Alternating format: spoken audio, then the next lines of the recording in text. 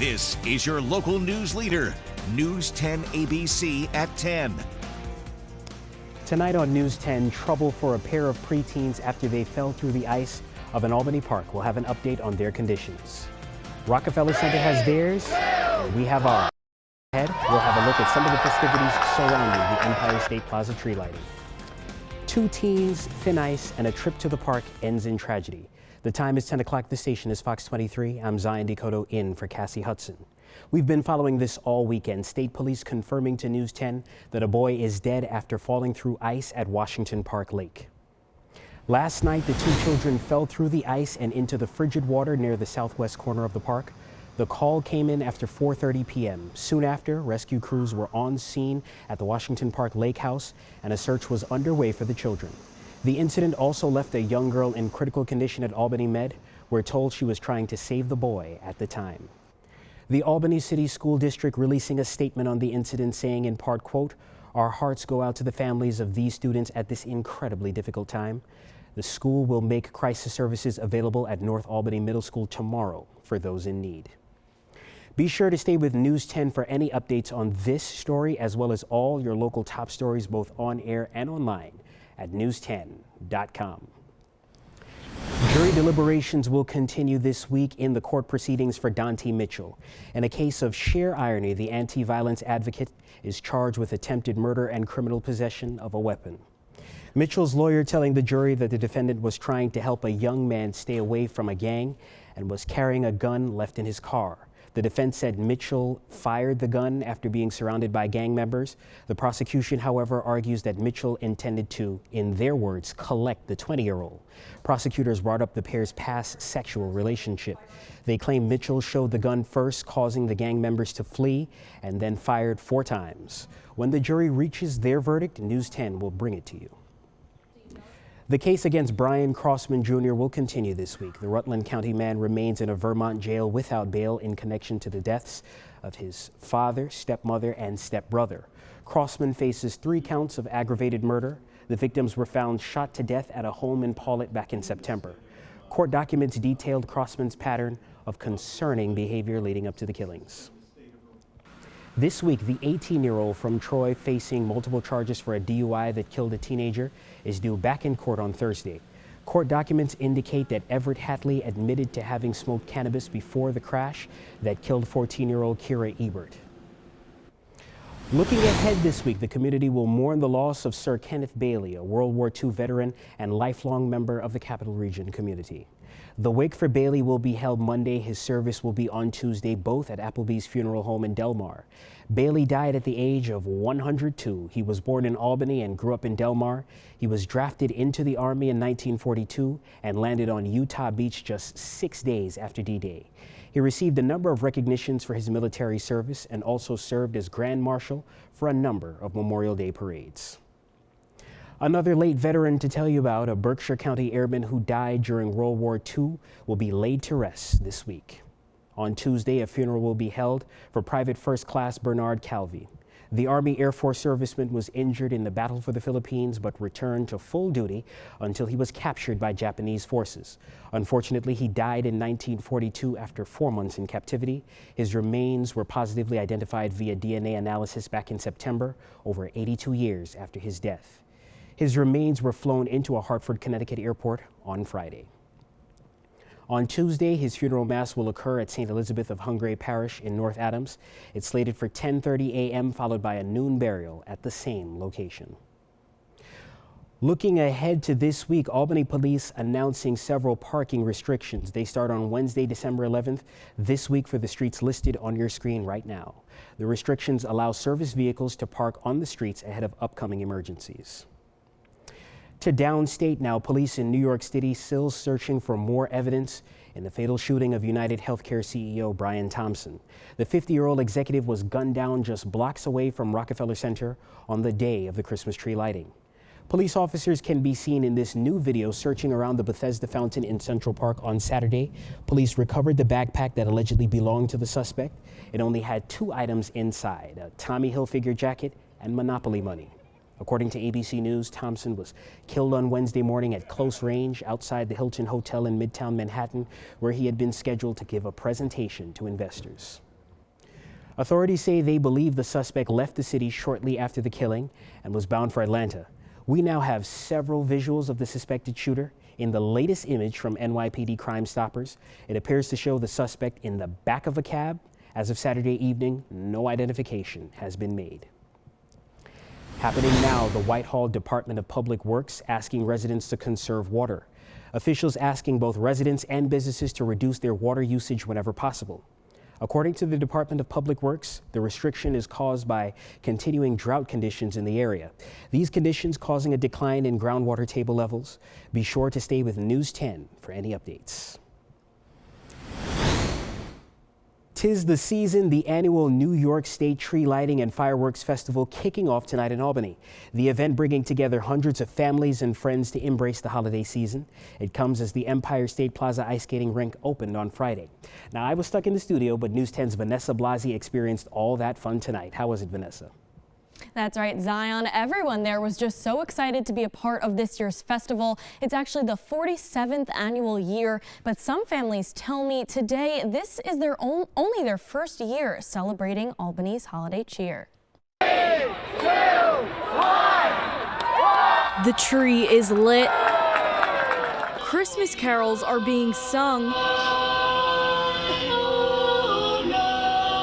And hundreds of families are now kicking off the holiday season. Say Merry Christmas. Even ones who say they've never been here before. You ever been here before? It's my first time. Others have been coming for years. If I can't be home in Texas for Christmas, this is where I want to be. Kristen Hannafin, an organizer of the event, says this has become a staple in the capital region. I think a lot, it's become a tradition, I think, for a lot of families. They come down just to kick off the holidays. Including families like Heath Reckley. This is a family tradition of mine. My brother started playing tuba Christmas in Corpus Christi, Texas in 1993, I believe. So I've been going for a few years now. It reminds me of home a little bit. It's just the sound of all the tubas is really, really neat. It's something you don't hear all the time. And this is Christmas to me. The tuba performances bringing not just Reckley and his family to the plaza tonight, but many others. My husband is playing along with his cousin. I never thought I would see my husband in a shirt with flashing lights on it, but he's having a ball. Flashing shirts to flashing instruments and, of course, the flashing sky. Are you excited for that part too? Yes, and the fireworks. All that excitement making for just the right start to the holiday season. Sometimes you get really caught up in the hecticness of what goes around the holiday season as far as shopping, as far as wrapping presents, baking, cooking. This is just a great place to just come out and just get away from all that and actually enjoy the stuff that comes around the holidays. What a lovely way to put it. And check out our News 10 morning team emceeing tonight's event, wishing everyone very happy holidays. One of the organizers also telling me tonight that the ice rink will be opened earlier this year. Check out our website at news10.com to find out those details. Reporting live in studio, Vanessa Blasi, News 10 ABC. Thank you, Vanessa. The event looks like so much fun, especially great to see all the families and kids out there celebrating this holiday season. And I bet you that it was cold, freezing cold out there. Let's send it on over to News 10 meteorologist Jordan Dew, who has a look at the storm tracker forecast. Jordan, will we see those cold temperatures persist this week?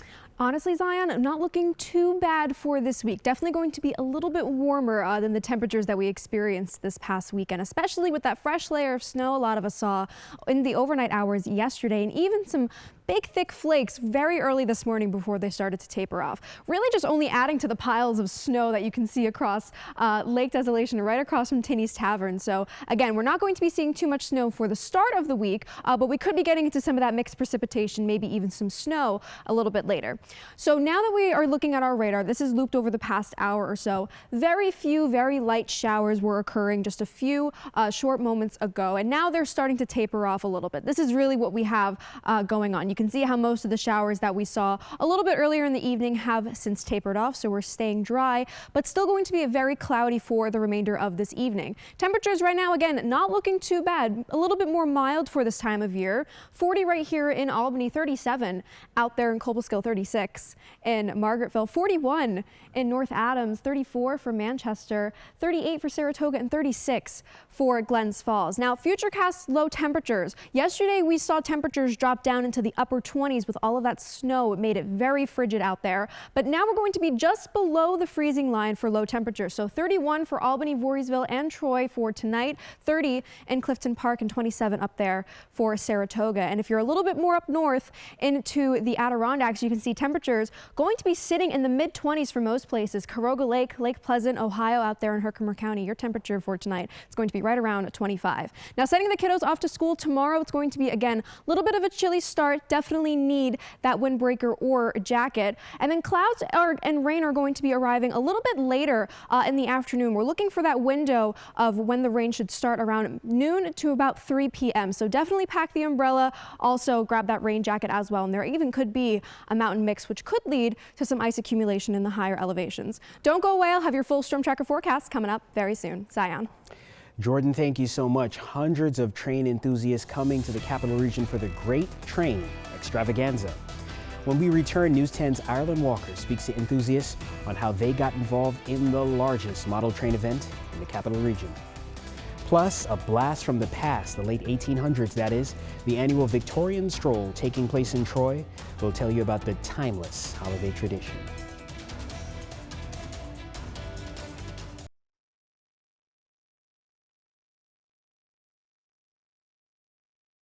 You're watching News 10 ABC, your local news leader. Well, it was full steam ahead, pun definitely intended, for one of the largest model train events in the capital region today. More than 60 vendors chugged their way into the Empire State Plaza to sell all things locomotives.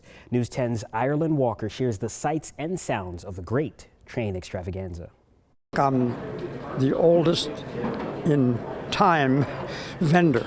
Well, I might be one of the oldest by age too, but it's been 32 or 35 years that we've done the show. The show that longtime vendor Bill Cotterfeld says he got into after his son began his own train collection. Our son would keep buying trains and trains and trains, so I had a whole attic full of trains. So all of a sudden he became 16. And it became cars and girls. That was the end of the trains. So, in an effort to get rid of the trains, Bill sold them at this very show nearly 30 years ago. Bill, too, had a liking for rail cars as a young boy. My dad used to take me down to the old Union Station, and back then it was just at the tail end of steam locomotives.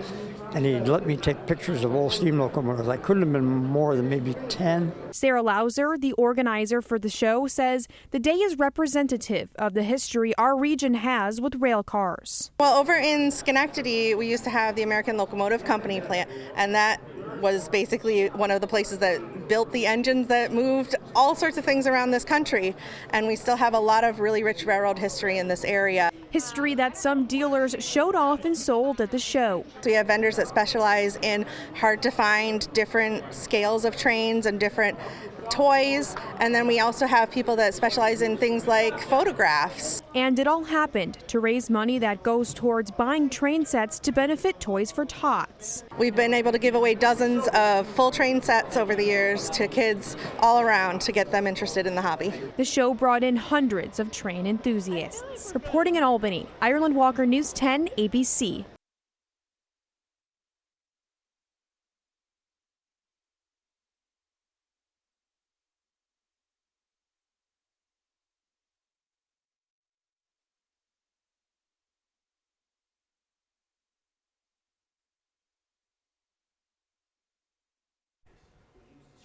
Hi there. So here we are with our full storm tracker forecast. Thank you, Zion. Now we can see that again, there's going to be some clouds that are rolling in on our Malta camera right now, but we do have a little bit of a light breeze kind of whipping through that flag currently. And there were some showers that we were seeing throughout the area a little bit earlier in the evening, but now you can see for the most part, the more north you are, I think the more in the clear you are for right now. Now we can see here that looking at some radar imaging right now, if we want to pull up graphics full, again, not too much going on right now. You can see that any showers that have since passed through the area, now they have been moving a little bit more towards the south, not in the New England area anymore.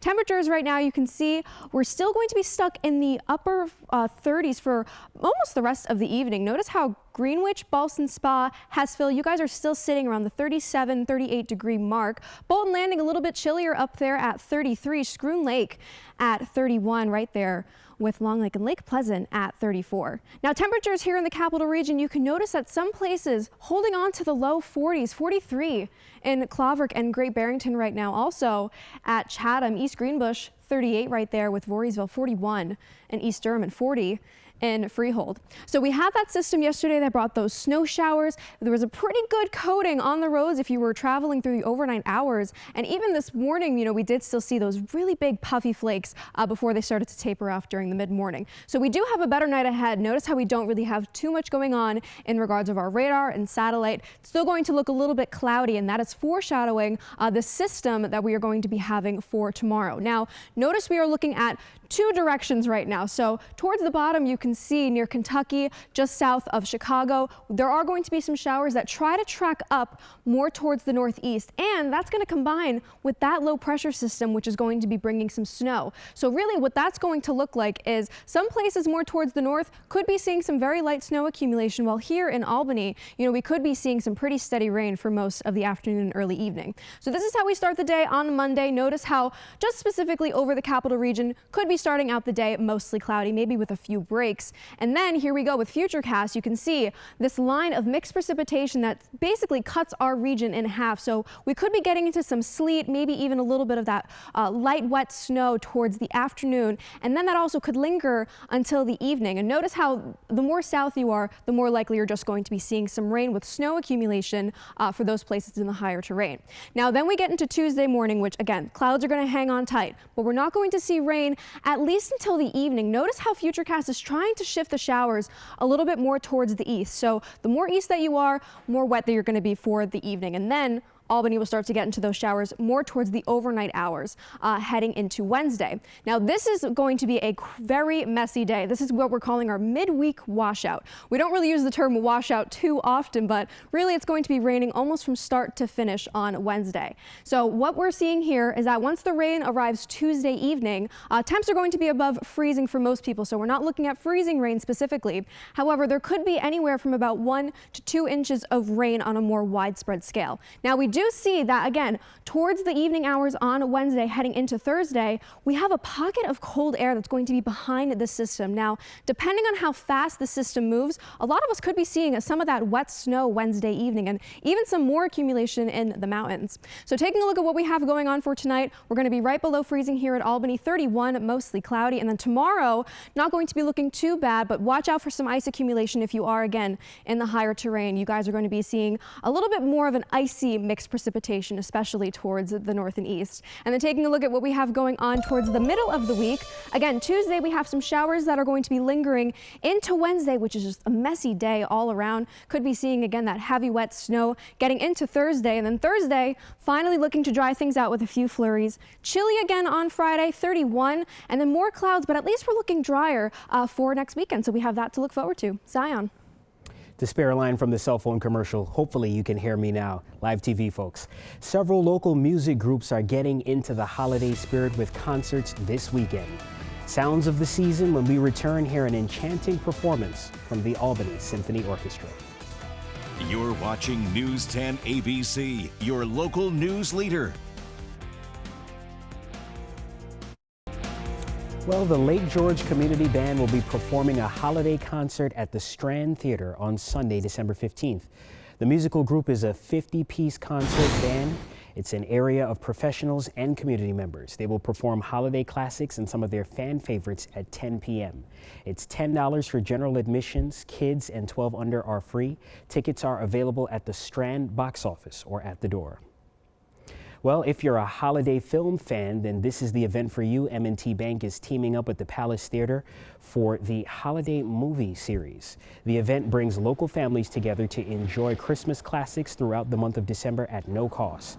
It kicks off with a presentation of Home Alone on December 9th, followed by A Christmas Story on the 16th, and It's a Wonderful Life on Friday, December 20th.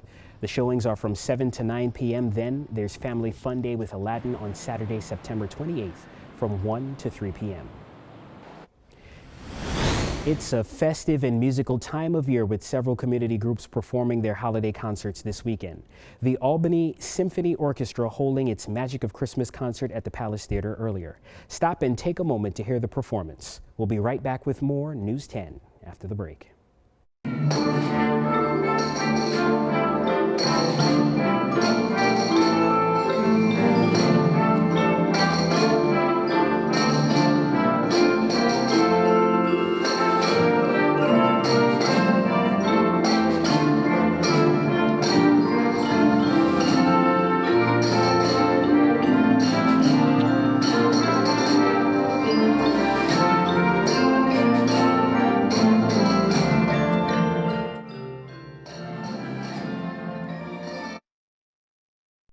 Watching News 10 ABC, your local news leader.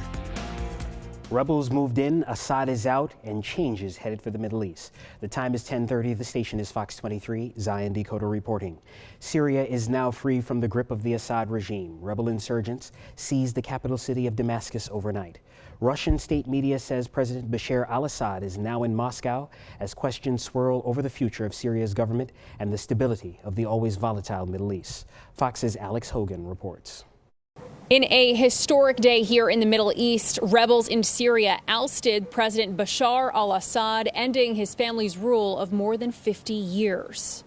Syrian rebels stormed the presidential palace after 13 years of civil war. Russian media are reporting that President Assad arrived with his family in Moscow. Russia's foreign ministry announced that he's ordered a peaceful handover of power after rebel forces made this announcement on state TV. The city of Damascus has been liberated. The tyrant Bashar al-Assad has been toppled, and all the unjustly detained persons from the regime's prisons have been released. The rebels are made up of a coalition of groups banded together to overthrow the regime. The strongest group in the coalition is HTS, which the U.S. has designated as a terror group. HTS's leader, Abu Muhammad al-Ghalani, says this is a turning point for the Middle East and that there's no room for turning back. The stunning and rapid advance of opposition forces began less than 2 weeks ago. President Joe Biden today acknowledged this would not have been possible if President Assad's key allies, Russia, Iran, and Hezbollah, hadn't already been weakened. Still, Biden warned of the potential dangers in the days ahead. That ISIS will try to take advantage of any vacuum to reestablish its capabilities and to create a safe haven. We will not let that happen. In fact, just today, U.S. forces conducted dozens of precision strikes, airstrikes, within Syria, targeting ISIS camps and ISIS operatives. Already, Syrians have started flooding home through the borders of neighboring countries. 12 million people have been displaced. That is half of the country's pre-war population. In Tel Aviv, Israel, Alex Hogan, Fox News. Officials in Hawaii commemorated those lost during the attack on Pearl Harbor this weekend, Saturday marking 83 years since one of the deadliest acts of war in U.S. history. Here's a look at the event from yesterday. Officials gathered with survivors and their family members in attendance. Ceremony attendees observed a moment of silence at the same time the attacks began 8 decades ago. The yearly event is in remembrance of the veterans who died in the surprise attack by the Japanese Navy on a United States naval base at the Pearl Harbor Naval Base on December 7, 1941. The bombing killed more than 2,400 Americans. Nearly half were sailors and Marines on board the USS Arizona, which sank during the battle. Switching gears now to the economy, new analytics data shows who did pretty well and who didn't do well for Black Friday sales. Money, money, money, to quote the OJs. New figures from the Adobe Analytics Board says retailers like Walmart, Amazon, and relatively new e-commerce site Temu and clothing site Shein did exceptionally well during Black Friday sales. Walmart made record-breaking sales helped by hauls with Rolex watches, Pokemon cards, and Sabrina Carpenter perfumes. Fire TV and Shark vacuums sold briskly at Amazon, which had big deals starting November 21st. Low-cost site Temu racked up double-digit growth sales. On the other hand, some traditionally big retailers didn't fare quite well as hoped. Both Target, often known for brisk holiday sales, and Best Buy, known for its electronics, declined compared to a year ago. Americans spend $10.8 billion, that's billion with a B, dollars on Black Friday and $13.3 billion on Cyber Monday. Clergy welcome back and communion broken at Paris's Notre Dame Cathedral Saturday for the first time in more than 5 years. This comes after a devastating fire destroyed the church's iconic spire and much of its roof. Notre Dame's reopening being celebrated all throughout France. Here's Fox's Lauren Green. Notre Dame Cathedral is back in the business of saving souls. 2 masses today. This morning, her bells ringing for 30 minutes before the first mass in more than 5.5 years. It was a mass to celebrate the glory of God. A procession of clergy opened the mass, bishops from around the world, and 1 priest from each parish in the city. You know, France's President Emmanuel Macron, seated in the front row, enjoying the victory of completing the interior restoration in 5 years. The mass is to consecrate a new modern bronze altar, replacing the one destroyed by fire.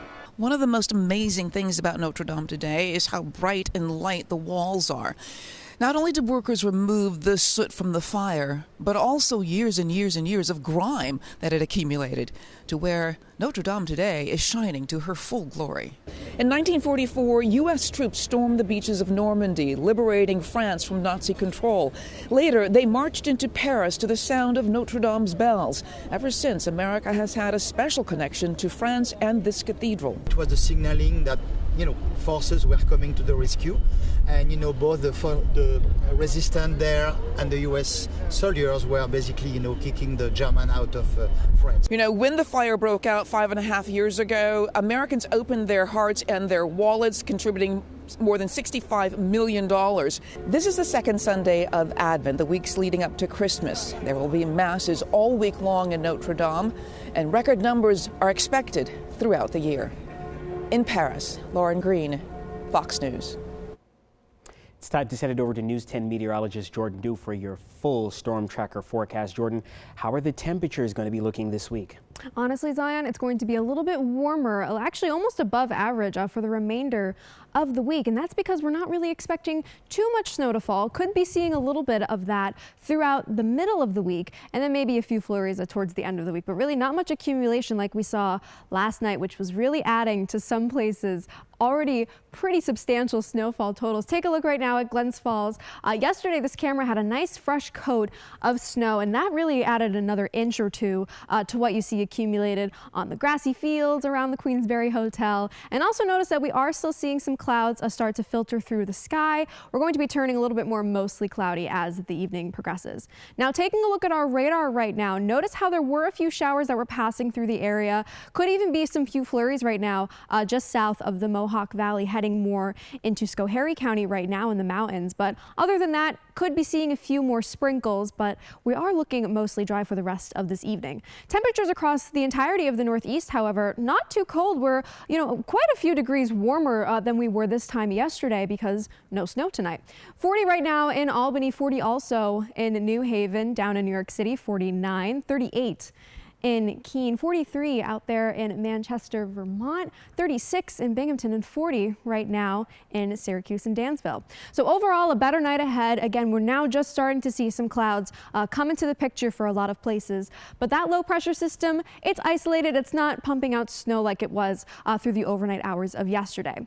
What we do have on our radar for tomorrow morning is going to be 2 systems, actually. One is going to be a little bit further south, providing more rain to places more south in the capital region, while that low pressure system over Western Canada, that's actually going to be bringing in potential snow and even mixed precipitation to those in the higher terrains. So let's check it out on Futurecasts tomorrow. I do think we start the day mostly cloudy. Notice how there are some pockets of snow that could arrive early tomorrow morning in the northwestern Adirondacks.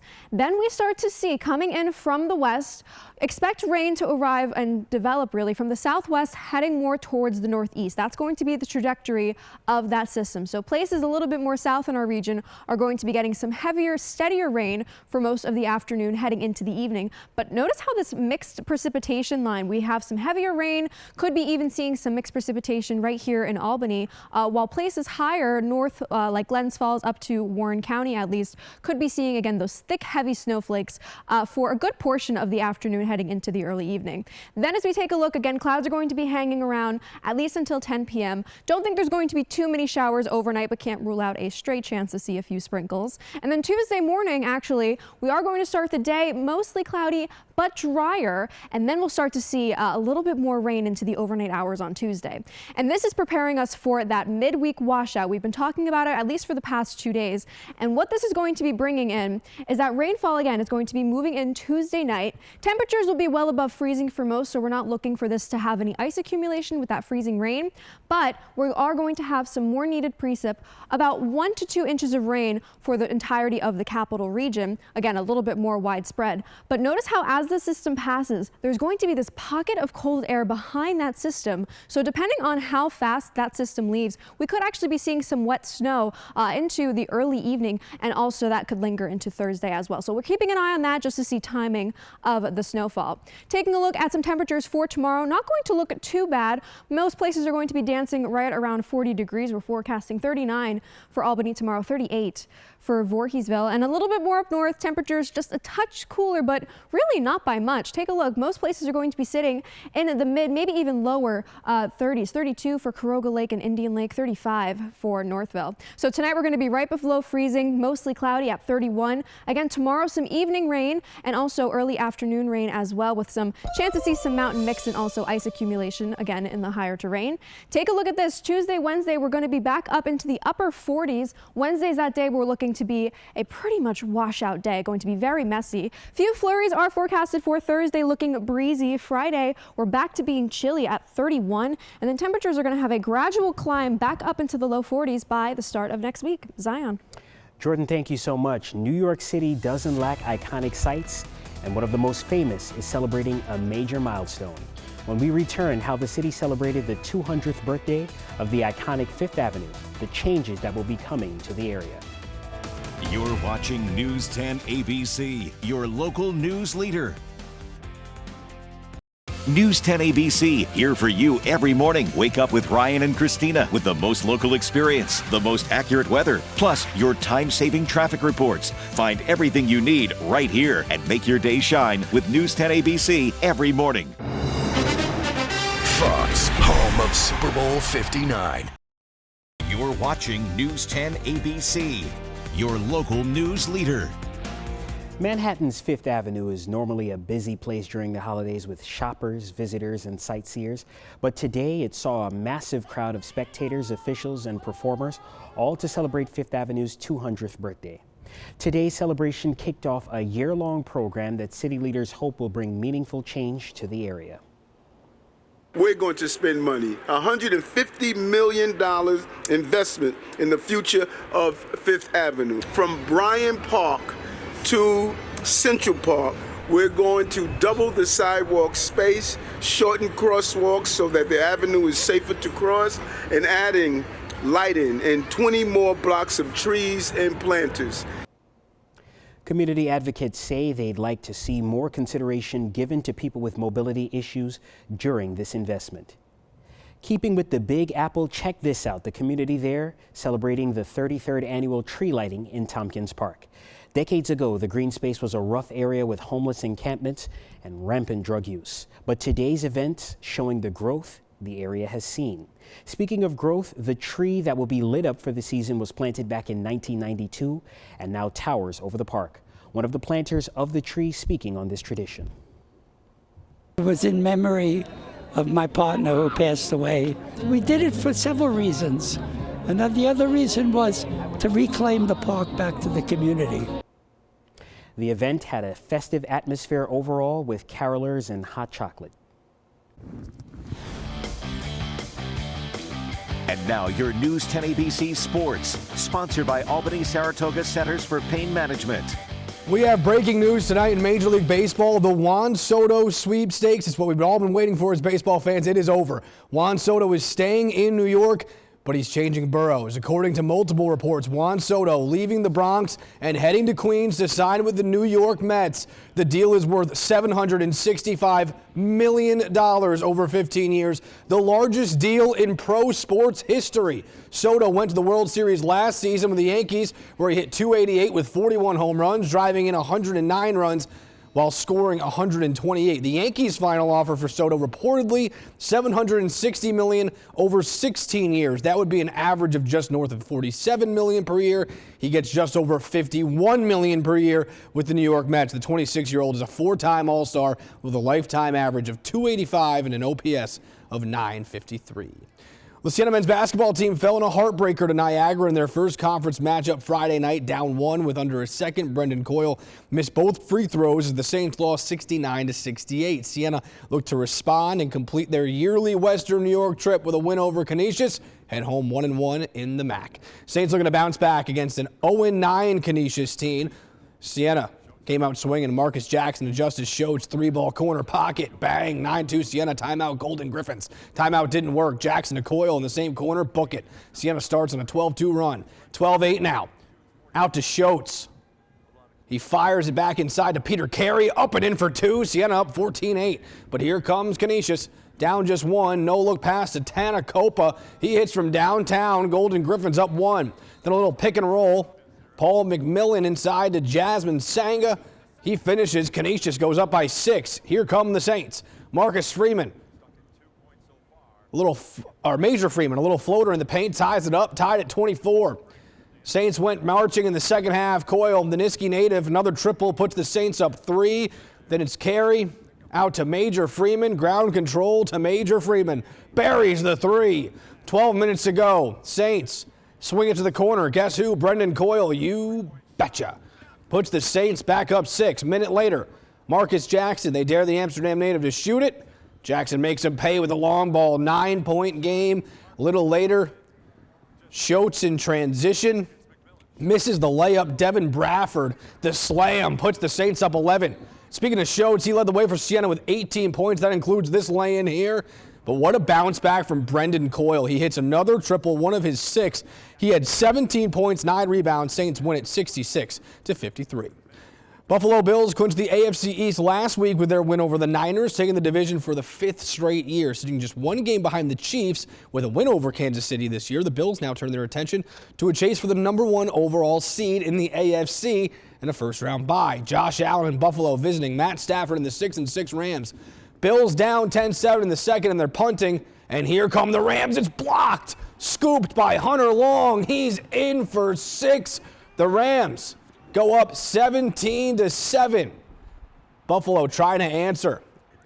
Allen fakes right, sets up the screen to the left to Ty Johnson. It's set up perfectly. There he goes, 54 yards to the house. Bills get it right back. Cut it to 17-14. Toward the end of the half, Rams goal to go. Jet sweep handoff to Puka Nacua. He scores easily, and L.A. goes up 24-14. Now 31-14 in the third. Bills need a big play, and they get it. Allen to Khalil Shakir. In the middle of the field, splits the D, and he's got reservations for 6. The Bills cut the deficit back to 10. Down 10 in the fourth. Allen. Or actually, this is a 10-point game here where Matt Stafford finds Cooper Kupp for the touchdown.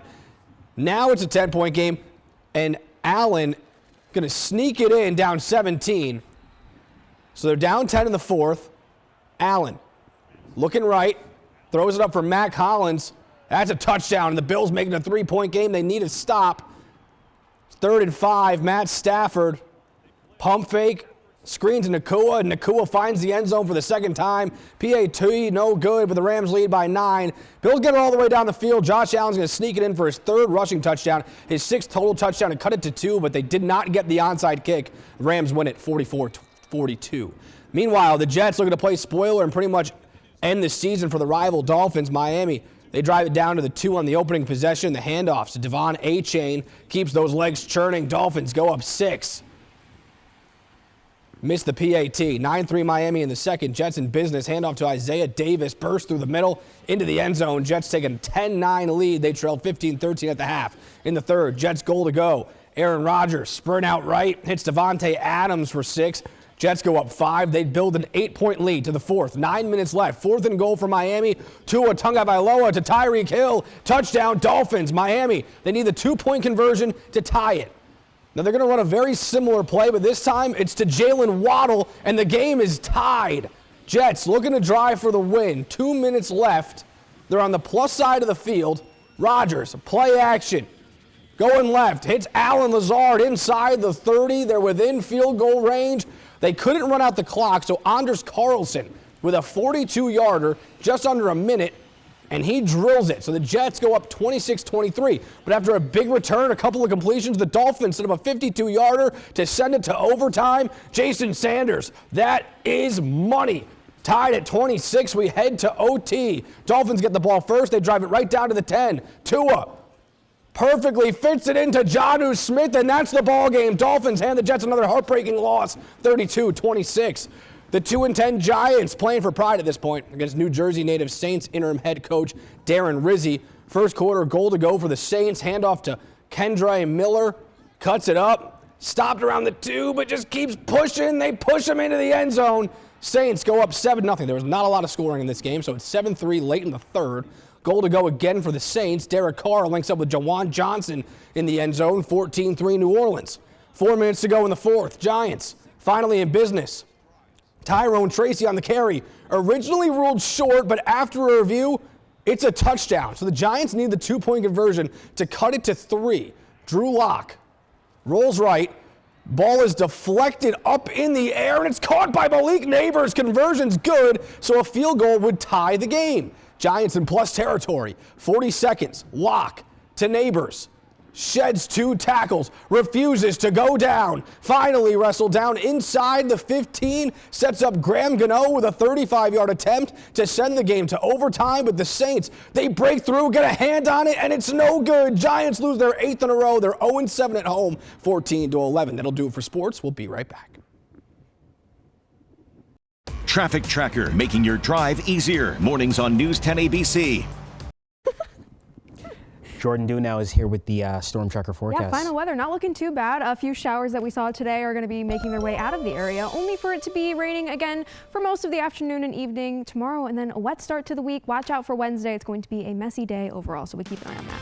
Jordan, thank you. That's the story for this Sunday, December 8th. I'm Zion Decoteau.